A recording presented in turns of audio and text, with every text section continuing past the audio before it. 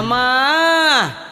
அந்த 10 அடி புத்துக்குள்ளே நாகத்தா எத்தனை நாள் இருப்பேன்